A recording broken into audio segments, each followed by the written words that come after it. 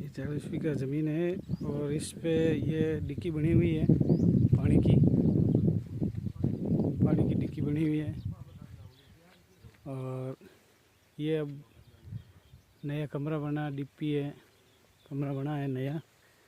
ये ट्यूबवेल है, ये कमरा लिख दो जो ये कितना पानी, ये डिक्की बनी हुई है। पानी की डिक्की है, इसमें से लाइन जोड़ी आकर दो। ये सामने नदी है, एक साइड नदी है पूरी, एक तरफ